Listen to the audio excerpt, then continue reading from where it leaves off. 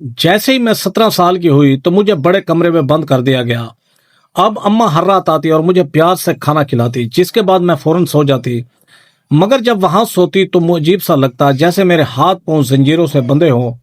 एक दिन बहाना बनाकर भूखी सो गई मैं। थोड़ी देर बाद मुझे अपनी 17वीं सालगिरह की वो सुबह याद आई। वो दिन मुझे आज भी ऐसे ही याद है जैसे कल की बात हो।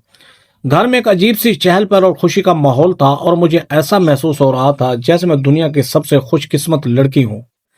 मेरे ताया जान, जिन्हें मैं अपने अब्बा से भी ज्यादा चाहती थी, सुबह सवेरे मेरे कमरे में आए और मेरे माथे पर प्यार करते हुए बोले, मेरी प्यारी बेटी को इसकी जिंदगी की सबसे खूबसूरत सालगिरह बहुत बहुत मुबारक हो। उनके हाथ में एक बहुत ही खूबसूरत और कीमती लिबास था जो खास तौर पर मेरे लिए खरीदा गया था। मैंने खुशी से उनके हाथ चूमे और कहा, ताया जान आप बहुत अच्छे हैं, मेरी हर खुशी का इतना ख्याल रखते हैं। वो मुस्कुराते हुए मेरे सर पर हाथ फेरने लगे। तुम इस घर की रौनक हो और तुम्हारी खुशी से ही हमारी खुशी है। अम्मा ने किचन में मेरी पसंदीदा चीजें बनाई थी और पूरा घर एक जश्न का मंजर पेश कर रहा था। मैंने देखा कि अब्बा जान आज कुछ खामोश खामोश थे। उनके चेहरे पर एक अजीब सी परेशानी और फिक्र के आसार थे। जब मैंने अब्बा के करीब जाकर उनसे खामोशी की वजह पूछी तो उन्होंने बस हल्का सा मुस्कुराकर मेरे सर पर हाथ रखा और कहा, कुछ नहीं बेटा, बस दफ्तर की कुछ उलझने हैं, तुम जाकर अपनी सालगिरह की तैयारी करो। शाम का वक्त हुआ। घर को बहुत खूबसूरती से सजाया गया था और खानदान के कुछ करीबी लोगों को भी मदऊ किया गया था। मैं अपना नया लिबास पहनकर बेहद खुश थी और हर तरफ से मिलने वाली दुआओं और मुबारकबादों को समेट रही थी। अचानक मैंने देखा कि अब्बा जान और ताया जान घर के एक कोने में खड़े बहुत संजीदा और कदरे तलख लहजे में गुफ्तगू कर रहे थे। उनकी आवाजें ऐसा ऐसा ऊंची होने लगी और पूरे घर में उनकी बहस की आवाजें गूंजने लगी। ताया जान निहायत गुस्से से कह रहे थे, वकार तुम होश में तो हो कि तुम क्या फैसला कर रहे हो? मैं ऐसा हरगिज नहीं होने दूंगा। ये बच्ची मेरे लिए मेरी अपनी सगी बेटियों से भी बढ़कर है। अब्बा का चेहरा गुस्से से बिल्कुल सुर्ख हो चुका था और वो ताया की बात काटते हुए निहायत दो टोक और सख्त लहजे में बोले, भाईजान आप इस मामले से दूर रहें। ये मेरी बेटी और मुझे बहुत अच्छी तरह मालूम है कि इसके लिए क्या बेहतर है और क्या नहीं। आपको मेरे फैसलों में मुदाखलत करने का कोई हक हासिल नहीं है। मैं हैरानी और शदीद खौफ के आलम में उन दोनों को देख रही थी और मुझे बिल्कुल समझ नहीं आ रहा था कि मेरी सालगिरह के दिन अचानक ये क्या तूफान आ गया है। अब्बा जान तेजी से मेरी तरफ आए और उन्होंने मेरा बाजू इतनी सख्ती से पकड़ा कि मुझे शदीद दर्द महसूस हुआ। उन्होंने मेहमानों और पूरे घर वालों के सामने मुझे घसीटना शुरू कर दिया और घर के पिछले हिस्से की तरफ ले जाने लगे, जहां पुराने सामान वाला एक तारीक और बंद कमरा था। मैंने रोते हुए अब्बा के कदम पकड़ लिया और सिसकियां लेते हुए कहा, अब्बा जान मुझे छोड़ दें, मुझसे क्या गलती हुई है, मुझे बताएं तो सही। लेकिन अब्बा ने मेरी तरफ एक नजर भी ना डाली और मुझे मुसलसल खींचते रहे। मेरी अम्मा जो लॉन के एक कोने में खड़ी थी, अपने दोनों हाथों से चेहरा छुपाए जारों कतार रो रही थी। मैंने उनकी तरफ देखकर चीख कर कहा, अम्मा आप अब्बा को रोकती क्यों नहीं है? अम्मा मजीद रोने लगी, लेकिन उन्होंने आगे बढ़कर अब्बा को एक लफ्ज तक ना कहा और ना ही मुझे बचाने की कोई कोशिश की। ताया जान आगे बढ़े और उन्होंने अब्बा का रास्ता रोककर उनके हाथ पकड़ लिया और कहा, वकार खुदा का खौफ करो, तुम अपनी अखलौती बेटी को इस तारीक कमरे में कैसे बंद कर सकते हो? क्या तुम पागल हो गए हो? अब्बा ने एक जोरदार झटके से ताया जान का हाथ अपने बाजू से हटाया और निहायत ही सख्त लहजे में बोले, मैं जो कुछ भी कर रहा हूँ बिल्कुल सोच समझ कर और पूरे होशो हवास में कर रहा हूँ। आप मेहरबानी करके अपने कमरे में तशरीफ ले जाएं। अब्बा ने मुझे उस पुराने और बोसीदा कमरे में धक्का दिया और बाहर से भारी भरकम कुंडी लगाकर ताला डाल दिया। कमरे में घुप अंधेरा था और अजीब सी हबस भरी फिजा फैली हुई थी, जिससे मेरा दम घुट रहा था। मैंने दरवाजे को अपने दोनों हाथों से जोर जोर से पीटना शुरू कर दिया और रोते हुए गिड़गिड़ाकर आवाजें देने लगी, अब्बा मुझे बाहर निकालें, अब्बा मुझे बाहर निकालें, मुझे डर लग रहा है, मुझ पर रहम करें, अब्बा आखिर ऐसा क्यों कर रहे हैं? कई घंटे गुजर गए मगर बाहर से कोई आवाज ना आई और मेरा रो रो कर बुरा हाल हो चुका था। मैं दरवाजे के साथ ही जमीन पर बैठ गई और सोचने लगी कि मेरी हंसती खेलती और खूबसूरत जिंदगी को अचानक किसकी बुरी नजर लग गई। रात के किसी पर मुझे दरवाजे के बाहर कदमों की हल्की सी आहट सुनाई दी और फिर दरवाजे के पार से ताया जान की इंतहाई रंधी हुई आवाज आई। वो कह रहे थे, जोया बेटा उसे माफ कर देना, मैं तुम्हारे वालिद के सामने बिल्कुल बेबस हो चुका हूँ। मैंने उन्हें बहुत समझाने और रोकने की कोशिश की, वो मेरी एक बात भी सुनने को तैयार नहीं है। मैंने सिसकते हुए दरवाजे के साथ मुंह लगाकर कहा, ताया जान आप उन्हें मनाए ना, आप तो घर के बड़े हैं ना, मुझसे ऐसा क्या गुनाह हो गया है जो मुझे इतनी बड़ी सजा दी जा रही है?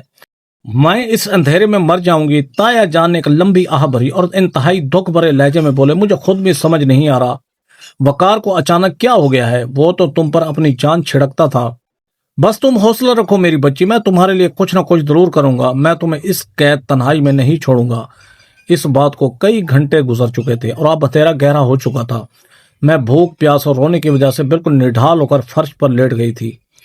अचानक दरवाजे का भारी ताला खुलने की आवाज आई और मेरी अम्मा एक हाथ में लालटीन और दूसरे हाथ में खाने की प्लेट लिए अंदर दाखिल हुई। उनकी आंखें मुसलसल रोने की वजह से सुर्ख हो चुकी थी और उनका चेहरा बिल्कुल पीला पड़ चुका था, जैसे उनके जिस्म में खून ही ना रहा हो। मैंने गुस्से और नफरत से अपना मुंह दूसरी तरफ फेर लिया और कहा, आप यहाँ क्यों आई हैं?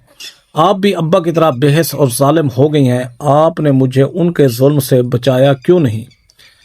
क्या अम्मा ऐसी होती हैं? अम्मा ने मेरी किसी बात का जवाब नहीं दिया और वो बस खामोशी से मेरे करीब आकर फर्श पर बैठ गईं और अपने कांपते हुए हाथों से नवाला तोड़कर मेरे मुंह की तरफ बढ़ाया।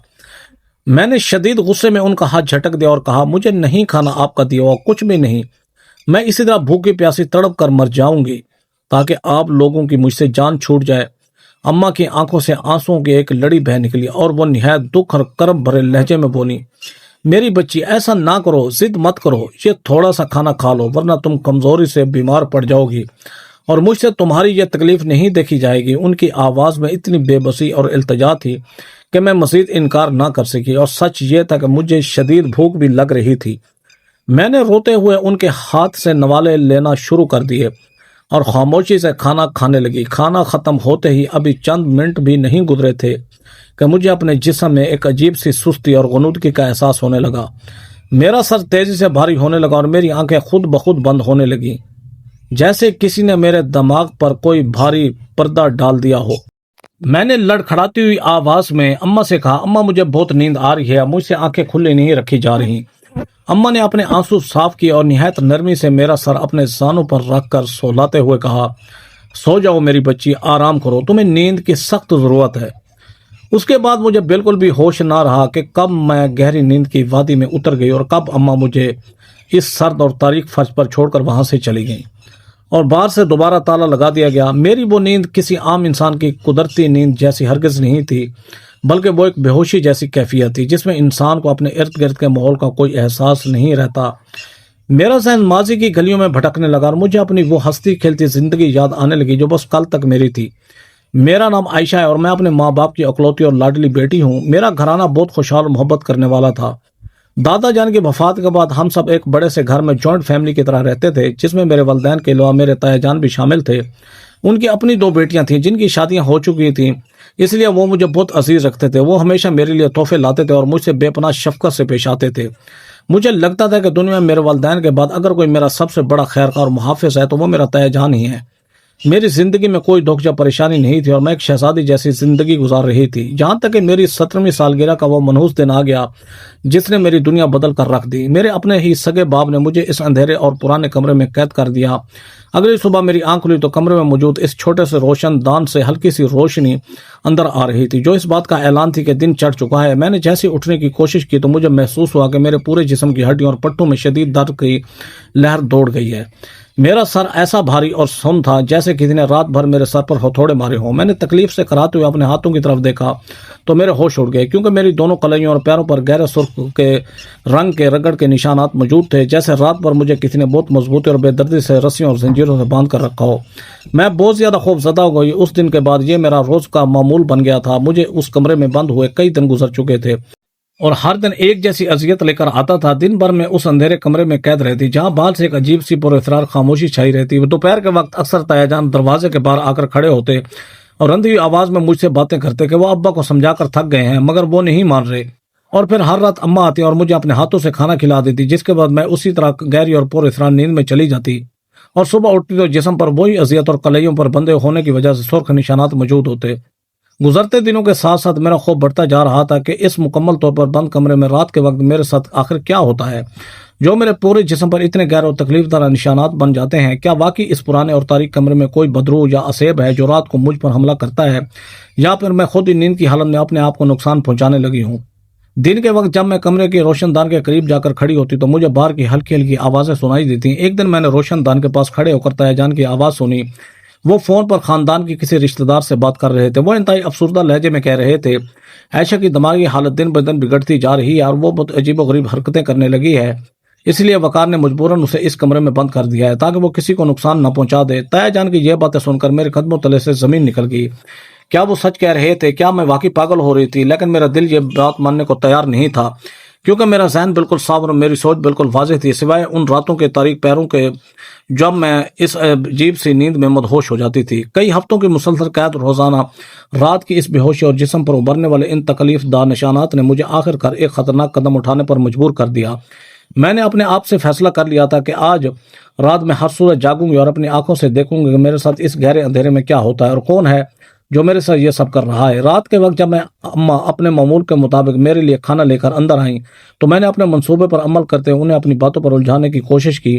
میں نے روتے ہوئے ان کا ہاتھ پکڑا، نہایت معصومیت سے پرانی باتیں کرنے لگی۔ میری باتیں سن کر اماں جذباتی ہو گئی اور مجھے گلے لگا کر رونے لگی۔ اسی دوران جب ان کی توجہ مجھ سے ہٹی تو میں نے بڑی احتیاط سے وہ نوالے جو مجھے اپنے ہاتھوں سے دے رہی تھیں نگلنے کے بجائے اپنے بستر کی چادر کے نیچے چھپا دیے۔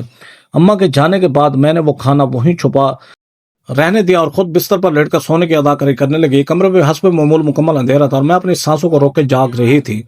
وقت جیسے رک سا گیا تھا۔ اچانک میں نے دروازے کی بھاری کنڈی کھلنے کی ہلکی سی آواز سنی اور کوئی شخص نہایت دبے قدموں میرے بستر کے قریب آ کر کھڑا ہو گیا۔ اس شخص کے قدم میرے سرانے آ کر رک گئے اور مجھے محسوس ہوا کہ وہ مجھ پر جھک رہا ہے۔ میں نے ہمت کر کے اپنی پلکوں کے درمیان ذرا سا فاصلہ کیا تو روشن دان سے آنے والی چاندنی کی ہلکی سی روشنی اس کے چہرے پر پڑی۔ اس چہرے کو دیکھتے ہی میرے جسم کا سارا خون جیسے جم گیا اور میری سانس حلق میں اٹک گئی۔ وہ کوئی آسیب یا بھوت نہیں تھا بلکہ وہ میرا تایا جان تھے جنہیں میں اس دنیا میں سب سے زیادہ چاہتی تھی۔ ان کے ہاتھ میں ایک چھوٹی سی شیشے اور ایک رومال تھا جسے ایک عجیب اور ناگوار بو آ رہی تھی۔ تایا جان کے چہرے پر وہ شفیق اور مہربان مسکراہٹ نہیں تھی جو میں نے ہمیشہ دیکھی تھی، بلکہ ان کی آنکھوں میں خوفناک وحشت تھی۔ ان کا یہ روپ دیکھ کر میرا دل ٹوٹ کر بکھر گیا۔ تایا جان نے شیشے کا ڈھکن کھولا اور اس میں موجود مایا کے چند قطرے رومال پر ڈالے۔ وہ ناگوار بو اور تیز ہو گئی اور میرا سر چکرانے لگا، مگر میں نے پوری ہمت سے اپنی سانس روک لی تھی اور بالکل بے ہوش ہو کر پڑی رہی۔ انہوں نے وہ رومال میری ناک اور منہ کے قریب رکھا اور کچھ لمحوں تک وہیں روک کے رکھا اور اس بات کا یقین کرنا چاہتے تھے کہ میں بے ہوش ہو جاؤں۔ جب انہیں یقین ہو گیا تو انہوں نے رومال ہٹا لیا اور خوفناک مسکراہٹ ان کے چہرے پر آ گئی۔ پھر انہوں نے ایک موٹی اور کھردری سے رسی لی اور نہایت بے دردی سے میرے ہاتھوں کو چارپائی کے ساتھ باندھنا شروع کر دیا۔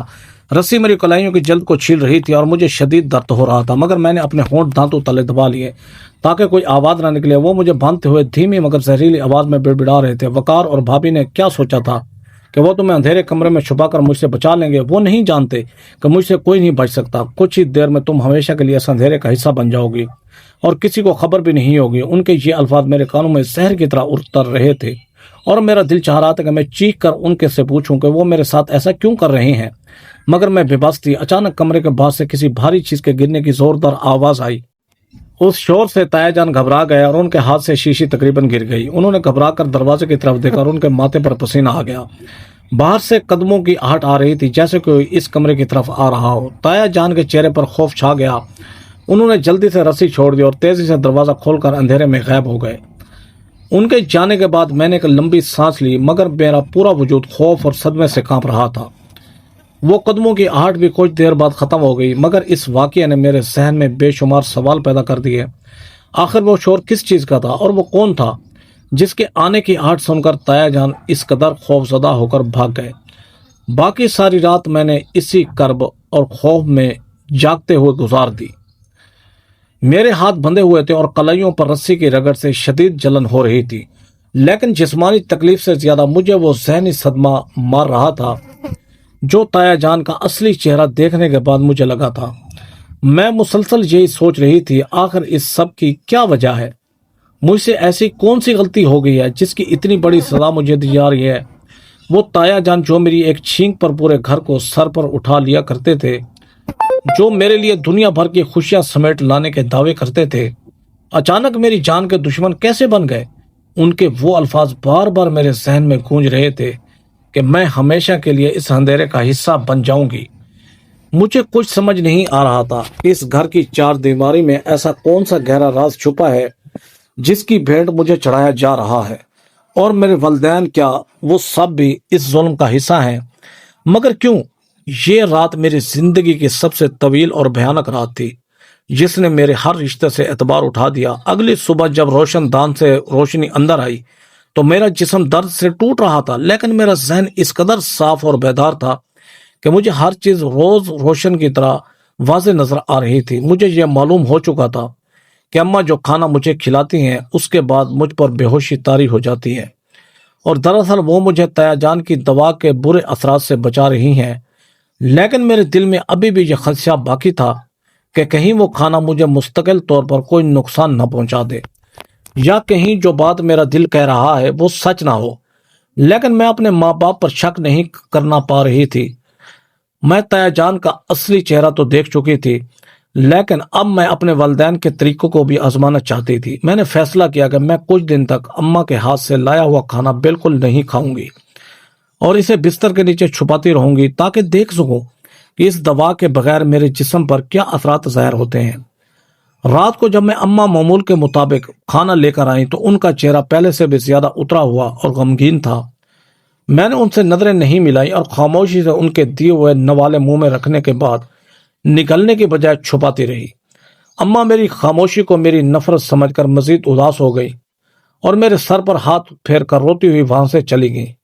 میں نے وہ سارا کھانا بستر کی چادر میں لپیٹ کر ایک طرف رکھ دیا اور رات کے اس ہولناک وقت کا انتظار کرنے لگی۔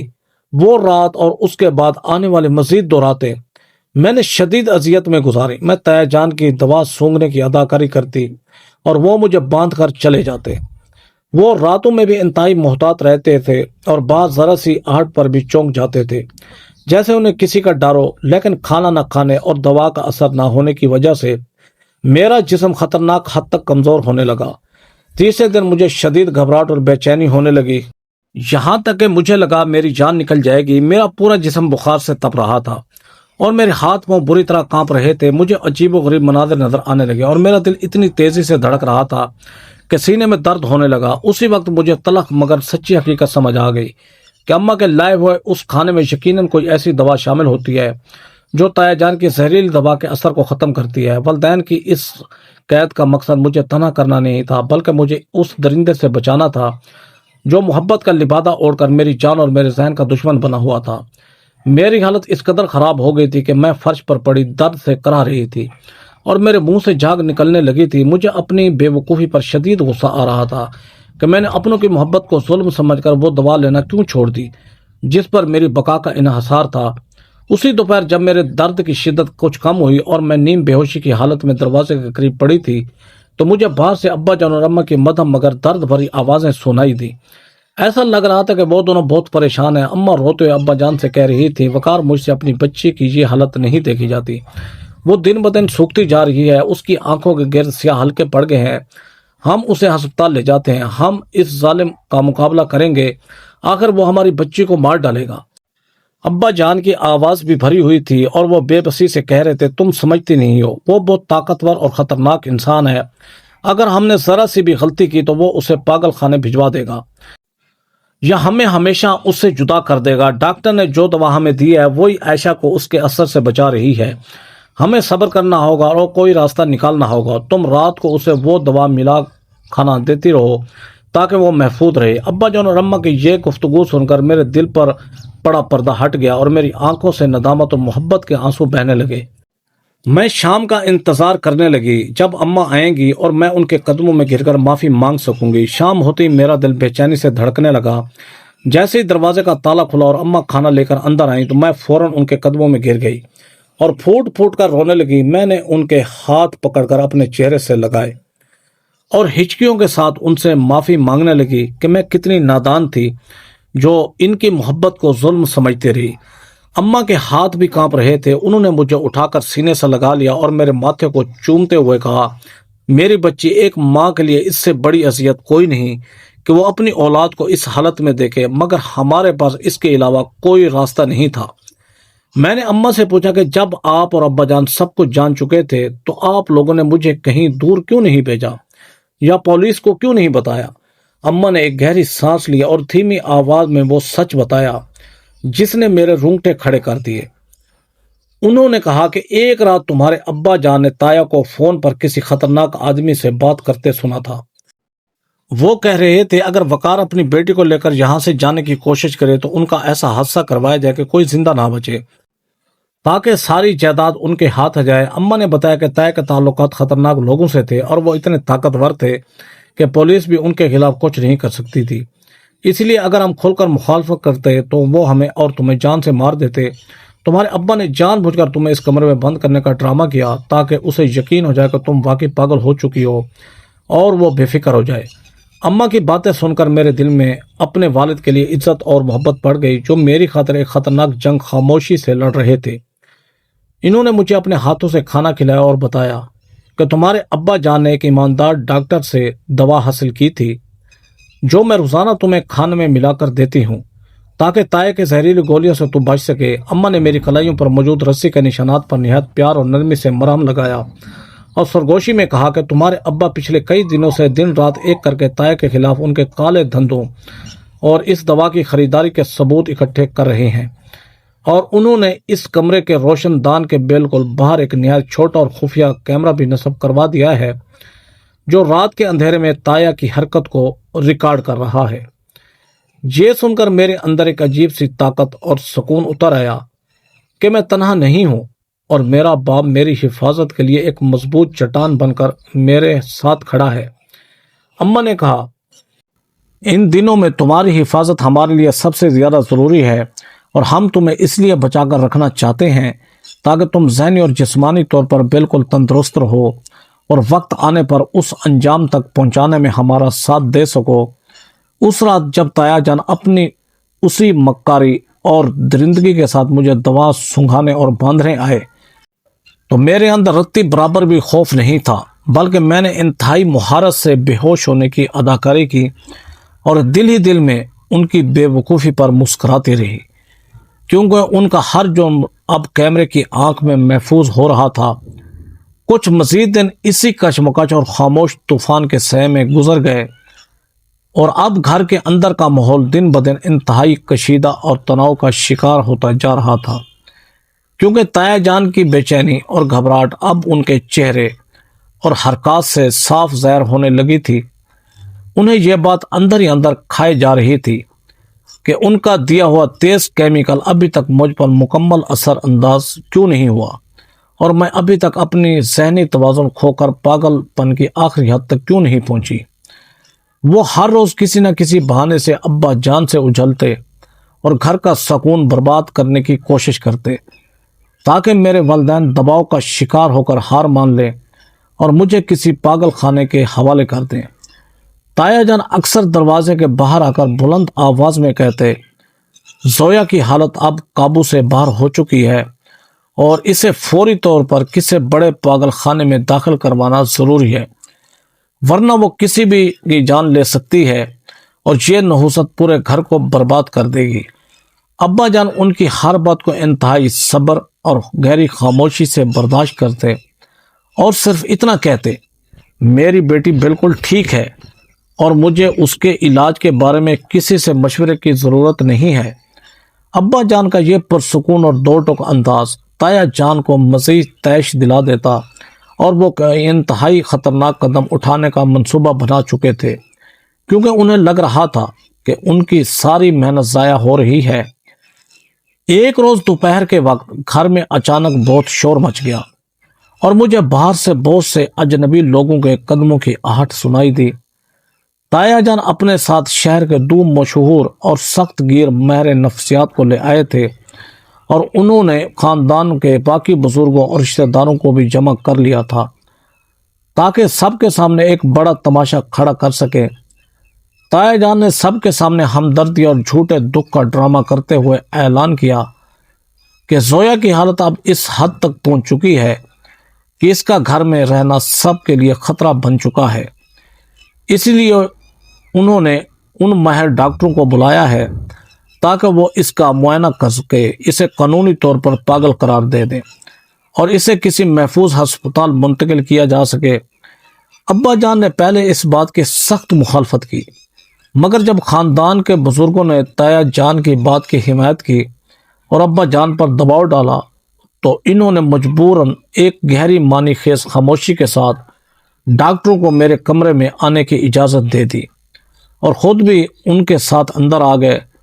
دروازہ کھلا اور تایا جان اور ابا جان کے ساتھ ڈاکٹر اندر داخل ہوئے تو میں نے دیکھا کہ تایا جان کے چہرے پر ایک خبیث مسکراہٹ تھی، کیونکہ انہیں یقین تھا کہ اتنے دنوں کی قید اور دوا کے اثر سے میری حالت بگڑ چکی ہوگی اور میں انہیں دیکھ کر چیخنے لگوں گی۔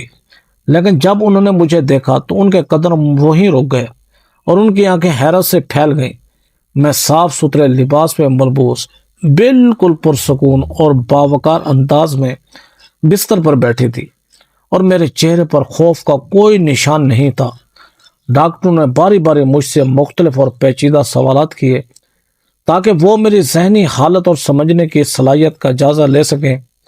میں نے ان کے ہر سوال کا نہایت شائستگی اور اعتماد کے ساتھ جواب دیا اور بتایا کہ میں بالکل ٹھیک ہوں اور یہاں صرف اس لیے ہوں تاکہ سکون سے مر رہ سکوں۔ میرے انداز گفتگو اور اعتماد کو دیکھ کر ڈاکٹر متاثر ہوئے اور تقریباً آدھے گھنٹے کے معائنے کے بعد باہر جا کر سب کے سامنے اعلان کر دیا کہ یہ بچی ذہنی اور جسمانی طور پر مکمل طور پر نارمل اور تندرست ہے۔ اس میں کسی بھی قسم کی ذہنی بیماری کی کوئی علامت موجود نہیں ہے اور اسے زبردستی پاگل ثابت کرنے کی کوشش کرنا ایک سنگین زیادتی ہے۔ یہ سنتے ہی تایا جان کے چہرے کا رنگ اڑ گیا اور وہ شدید غصے اور شرمندگی میں ڈوب گئے، جبکہ خاندان کے باقی لوگ حیرت سے انہیں دیکھنے لگے کہ وہ آخر ایک تندرست بچی کو پاگل کیوں ثابت کرنا چاہتے تھے۔ اس ذلت آمیز شکست کے بعد تایا جان مکمل طور پر اپنے حواس کھو بیٹھے تھے اور ان پر پاگل پن اور درندگی کا ایک بھیانک دورہ پڑ چکا تھا۔ ان کے پاس اب کوئی راستہ نہیں بچا تھا اور وہ کسی بھی قیمت پر مجھے تباہ کرنے کی ٹھان چکے تھے۔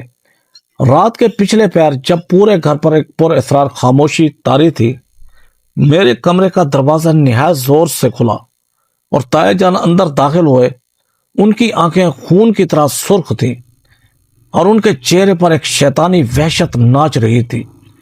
ان کے ہاتھ میں اس بار کوئی شیشی یا رومال نہیں تھا، بلکہ اصلی لوہے کی موٹی اور بھاری زنجیریں تھیں جن کے سروں پر تیز کانٹے لگے ہوئے تھے۔ وہ آج رات مجھے خاموشی سے بے ہوش نہیں کرنا چاہتے تھے، بلکہ وہ مجھے ان زنجیروں سے اس قدر بے دردی سے باندھ کر جسمانی اور ذہنی تشدد کا نشانہ بنانا چاہتے تھے کہ میں درد اور اذیت سے واقعی اپنا ذہنی توازن کھو بیٹھوں اور صبح جب لوگ مجھے دیکھیں تو میرے زخموں اور چیخوں کو میرا پاگل پن سمجھ کر مجھے پاگل خانے بھیج دیں۔ تایا جان شکاری کی طرح میری طرف بڑھے اور انہوں نے بھاری زنجیر میری طرف اچھالی، جس کی ٹھنڈک اور وزن سے میری روح کانپ گئی اور میرے حلق سے ایک دبی ہوئی چیخ نکل گئی۔ میں خوف سے پیچھے ہٹنے لگی تو انہوں نے بے رحمی سے میرے بالوں کو اپنی مٹھی میں جکڑ لیا اور گھرائی ہوئی آواز میں بولے کہ آج تیرا وہ بزدل باپ بھی تجھے نہیں بچا سکے گا۔ تو نے میرے سارے منصوبے خاک میں ملا دیے ہیں، لیکن آج رات تو اپنے ہوش ہمیشہ کے لیے کھو دے گی اور صبح تک تیری حالت ایسی ہو جائے گی کہ تو خود موت کی بھیک مانگے گی۔ میں درد سے کراہنے لگی اور انہوں نے زنجیر میرے ہاتھوں پر لپیٹنا شروع کر دی۔ میرا جسم تکلیف سے تڑپ رہا تھا اور مجھے لگ رہا تھا کہ میری ہڈیاں ٹوٹ جائیں گی، لیکن اس سے پہلے کہ وہ کچھ اور کرتے، اچانک میرے کمرے کا دروازہ ایک زوردار دھماکے سے کھلا اور ابا جان اپنے ساتھ خاندان کے بزرگوں، علاقے کے پولیس انسپکٹر اور کئی کانسٹیبل کو لے کر اندر داخل ہو گئے۔ ابا جان کی آنکھوں میں ایک باپ کا وہ غضب تھا جو اپنی بیٹی کی حفاظت کے لیے کسی بھی حد تک جا سکتا ہے۔ پولیس والوں نے فوراً آگے بڑھ کر تایا جان کو قابو میں کر لیا اور ان کے ہاتھوں سے زنجیریں چھین کر دور پھینک دیں۔ تایا جان اس اچانک صورتحال پر گھبرا گئے اور چیخ چیخ کر صفائیاں دینے لگے کہ وہ تو مجھے قابو کرنے آئے تھے، لیکن ابا جان نے سخت لہجے میں انہیں خاموش کرا دیا اور اپنے ہاتھ میں موجود فائل اور USB ڈرائیو پولیس انسپکٹر کے حوالے کر دی۔ ابا جان نے سب کے سامنے کہا کہ پچھلے کئی مہینوں سے ان کا اپنا بڑا بھائی جائیداد کی لالچ میں اندھا ہو کر ان کی بیٹی کو نقصان پہنچانے کی سازش کر رہا تھا، اور جب اس کی چال ناکام ہوئی تو وہ اسے جسمانی طور پر اذیت دینے آیا۔ ताकि इसे पागल साबित किया जा सके। इन्होंने रोशनदान के बाहर लगे खुफिया कैमरे की तरफ इशारा किया और बताया कि इसमें तायाजान की तमाम हरकत रिकॉर्ड हैं और फाइल में इनके जराइम के सबूत और केमिकल्स की रिपोर्ट्स भी मौजूद हैं। खानदान के लोग ये सब सुनकर सकते में आ गए। पुलिस ने तमाम सबूत लेकर तायाजान को हथकड़ियां लगा दी और उन्हें गिरफ्तार कर लिया। तायाजान का गुरूर टूट चुका था और वो माफी मांगने लगे, लेकिन अब्बा जान ने उनकी तरफ देखना भी गवारा ना किया। पुलिस उन्हें ले गई और घर में सुकून छा गया। अब्बा जान मेरे पास आए और मुझे गले लगाकर रोने लगे। मैं भी उनसे लिपट कर रो पड़ी। अम्मा भी अंदर आई और हम सब ने एक दूसरे को गले लगा लिया और अल्लाह का शुक्र अदा किया। अब्बा जान ने मेरे माथे को चूमा और कहा, मुझे माफ कर देना बेटा, मैंने यह सब तुम्हें बचाने के लिए किया था। अगली सुबह मेरी जिंदगी में आज़ादी की नई रोशनी लेकर आई। मैं इस तारीक कमरे से हमेशा के लिए बाहर आ गई। आज इस वाक़ये को कई साल गुजर चुके हैं। मैं अपनी तालीम मुकम्मल करके अपने दादा जान की जायदाद और कारोबार संभाल रही हूँ। तायाजान अपने जराइम की सजा काट रहे हैं और उनका साथ देने वाला कोई नहीं रहा। मेरी जिंदगी अब पुरसकून है और मेरे वलदैन की मोहब्बत मेरी सबसे बड़ी ताकत है। इस आजमाइश ने मुझे मजबूत बना दिया है और अब मैं किसी भी मुश्किल से नहीं डरती। अक्सर उस कमरे को देखकर सोचती हूँ कि बाज़ औक़ात सख्त फैसले भी हमारी हिफाजत के लिए होते हैं और सच्ची मोहब्बत वही होती है जो हर हाल में हमारा साथ दे। दोस्तों, कमेंट बॉक्स में अपनी राय का ज़रूर इजहार कीजिएगा कि यह स्टोरी आपको कैसी लगी। ऐसी सबकमौत स्टोरी देखने के लिए वीडियो को लाइक करें, हमारे चैनल शौकत वॉइस को सब्सक्राइब करके बेल आइकन को दबाकर ऑल पर क्लिक कर दें ताकि आपको हर आने वाली न्यू वीडियो का नोटिफिकेशन सबसे पहले मिले। Thanks for watching. Allah Hafiz.